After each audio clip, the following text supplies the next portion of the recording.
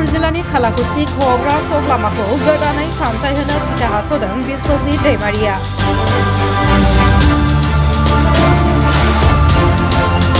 तामुलपुर जिल्लायाव थानाय घग्रा सकनिफ्राय खालाकुसि फारसे थांनाय लामानि गाज्रि थासारिखौ गोदानै रिपेयारिं खालामनो थाखाय बिथा हास'दों आसाम आयेन आफादनि बुंथिगिरि बिस्वजित दैमारिया।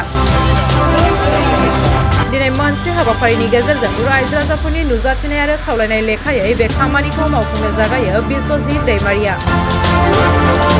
गोबाव समनिफ्रायनो बे लामानि थासारिया गाज्रि जालांनायनि जाहोनाव ओनसोल नाङैनो तामुलपुर आरो नलबारि हान्थिग्रा सुबुंफोरा जेंनाजों भुगिनो गोनां जाबोबाय थादोंमोन।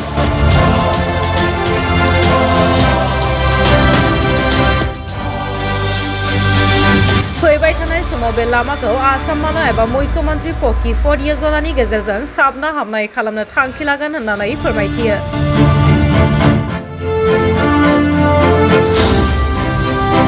बेजों लोगोसेनो दैमारि बिथाङा बुंथिबावदों दि फैबाय थानाय आसाम बिधानसभा बिसायख'थिया रंजालि बैसागुनि सिगाङावनो जानायनि आसा दं।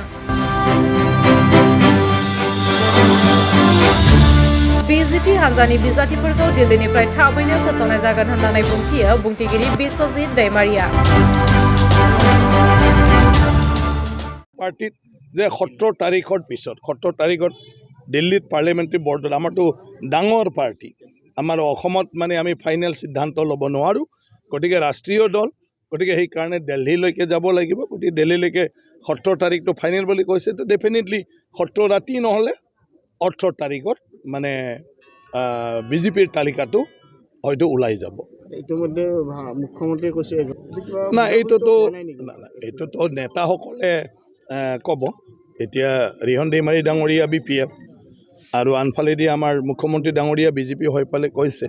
গতিকে আমিতো সদায় ভাবোঁ যে লিডাৰবিলাকে মানে কি কয় যেটো ফাইনেল হ'ব সেইটোই ক'ব। গতিকে মুখ্যমন্ত্ৰী ডাঙৰীয়া আমাৰ লিডাৰ তেখেতে যি কৈছে আমি ভাবোঁ সেইটো নিশ্চয়কৈ হাগ্ৰামা মহিলাই ডাঙৰীয়াৰ লগত মানে কথা পাতি মানে ফাইনেল হৈছে বুলি আমি ভাবোঁ। নাই সবটো সামাজিক কাম কৰা মানুহবিলাক ৰাইজৰ যদি কাম কৰে তেতিয়াতো ৰাজনীতিত যাবই লাগিব আৰু ৰাজনীতিত নহ'লে ভলণ্টিয়াৰলি কাম কৰি থাকিব লাগিব। দুইটাই আছে অপশ্যন। তুমি পাৱাৰত থাকি ৰাইজক কিবা এটা চৰকাৰী আঁচনিবিলাক কৰাই দিবা না বোলে তুমি ৰাইজৰ সদায় সহায় কৰাৰ কাৰণে ঘৰ বাৰী এৰি ফালে কাম কৰি থাকিবা। গতিকে ৰাস্তা সেইটোৱে সামাজিক কাম কৰা মানুহৰ। গতিকে ৰাজনীতিও এটা মানে সমাজৰ কাম কৰা। গতিকে দীপেন বড়ো ডাঙৰীয়া আজি ৰাজনীতিত আহিছে মই শুভেচ্ছা জনাইছোঁ। তেওঁ যাহাতে জীৱন্ত ৰাজনৈতিকভাৱে মানে দায়িত্ব লৈ ৰাইজক সেৱা কৰি থাকিব পাৰে যেনেকৈ ছাত্ৰ সন্থাত থাকোঁতে কৰিছিলে। গতিকে সামাজিক কাম কৰা মানুহবিলাক ৰাজনীতিয়ে শেষ ৰাস্তা। বাকী সাধু সন্তৰ নিচিনা বহুত ৰাস্তা আছে সেইটোও কৰিব পাৰে। কাকো একো কৰি দিব নোৱাৰিলেও মুখেদি বিভিন্ন ধৰণৰ মানে জ্ঞান মানুহক দি মানুহক জীৱন্তত মানুহে মানে ভালদৰে চলিব পৰা দিহা পৰামৰ্শ দিও সামাজিক কাম কৰিব পাৰে। নাই সবটো সামাজিক কাম কৰা মানুহবিলাক ৰাইজৰ যদি কাম কৰে তেতিয়াতো ৰাজনীতিত যাবই লাগিব আৰু ৰাজনীতিত নহ'লে ভলণ্টিয়াৰলি কাম কৰি থাকিব লাগিব। দুইটাই আছে অপশ্যন। তুমি পাৱাৰত থাকি ৰাইজক কিবা এটা চৰকাৰী আঁচনিবিলাক কৰাই দিবা না বোলে তুমি ৰাইজৰ সদায় সহায় কৰাৰ কাৰণে ঘৰ বাৰী এৰি ফালে কাম কৰি থাকিবা। গতিকে ৰাস্তা সেইটোৱে সামাজিক কাম কৰা মানুহৰ। গতিকে ৰাজনীতিও এটা মানে সমাজৰ কাম কৰা। গতিকে দীপেন বড়ো ডাঙৰীয়া আজি ৰাজনীতিত আহিছে মই শুভেচ্ছা জনাইছোঁ।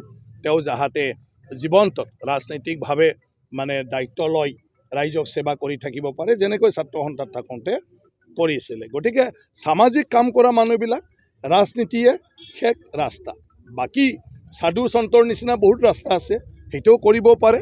কাকো একো কৰি দিব নোৱাৰিলেও মুখেদি বিভিন্ন ধৰণৰ মানে জ্ঞান মানুহক দি মানুহক জীৱন্তত মানুহে মানে ভালদৰে চলিব পৰা দিহা পৰামৰ্শ দিও সামাজিক কাম কৰিব পাৰে। সম্ভাৱনা আছে সবে সেইটো কথাই চলি আছে আৰু হ'বও পাৰে। কাৰণ কিয় বিহুৰ আগত আমাৰ অসমৰ নিৰ্বাচন হ'ব আৰু বিহুৰ আগত বুলি ক'লে আমি 10 এপ্ৰিলৰ ভিতৰত নিৰ্বাচনটো হ'ব লাগিব।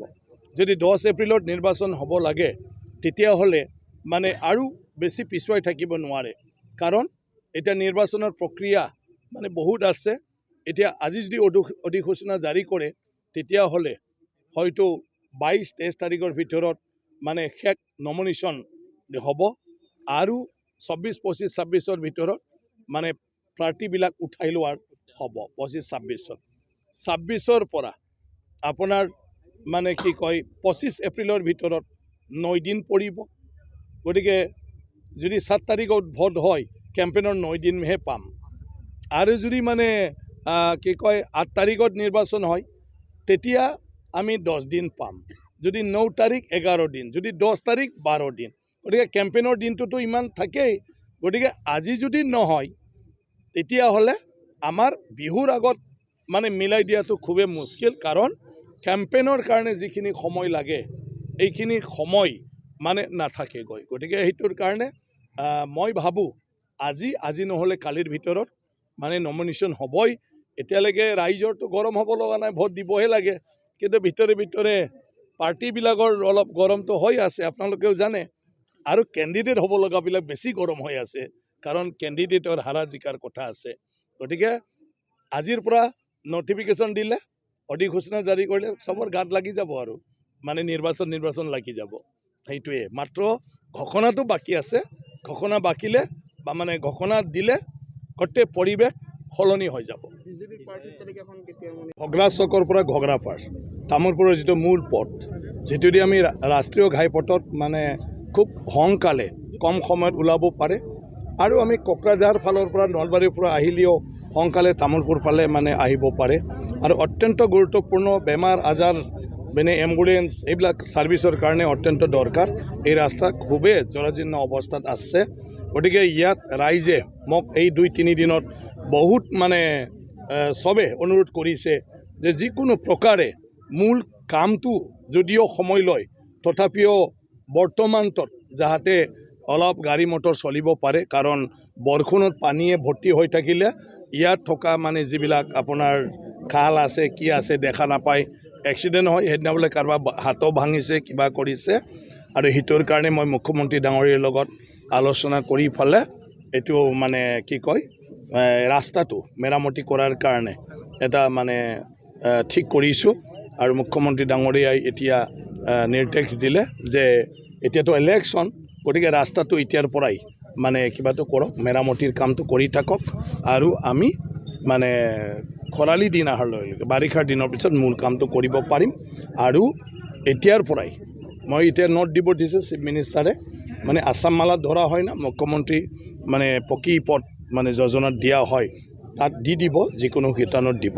এতিয়া আমাৰ চবৰ কাৰণে ভাল কথাটো হ'ল যে আজিৰ পৰা এই ৰাস্তাৰ মেৰামতি আৰম্ভ হ'ব আৰু মানে আমি চলিবৰ কাৰণে মিনিমাম এইখিনি ব্যৱস্থাটো এতিয়া এই মানে অহা যোৱাৰ কাৰণে হৈ যাব আৰু লগে লগে মূল পথৰ কামটোও হৈ যাব গতিকে মই ভাবোঁ সেইটোৰ দ্বাৰা এই ৰাইজৰ দৈনন্দিন সন্মুখীন হৈ থকা মানে সমস্যাটো অলপ হ'লেও সমাধান হ'ব নলবাৰী পাৰ্টটো আছাম মালাত অলৰেডি হৈছে কিন্তু আমাৰ তামোলপুৰ সমষ্টিৰ পৰা প্ৰায় 12 কিলোমিটাৰমান ৰাস্তা আমাৰ সেইটো মানে অন্তৰ্ভুক্ত নহ'ল মানে আগতে মই নাজানো মইতো বিধায়কো নহওঁ ইয়াৰ পৰা মানে কিবা কাৰণত হয়তো মিলাব নোৱাৰিলে কিন্তু এতিয়া মুখ্যমন্ত্ৰী ডাঙৰীয়া নিজে মানে সেইখিনি মানে কি কয় নিৰ্দেশ দিলে কথা দিলে আৰু অলৰেডি বিভাগীয় কৰ্তৃপক্ষ অলৰেডি তেওঁলোকে মানে ৰেগুলাৰাইজ কৰাৰ কাৰণে তেওঁলোকে মানে কি কয় সিদ্ধান্ত ল'লে গতিকে সেই ৰাস্তাৰ কামটো চলি থাকিব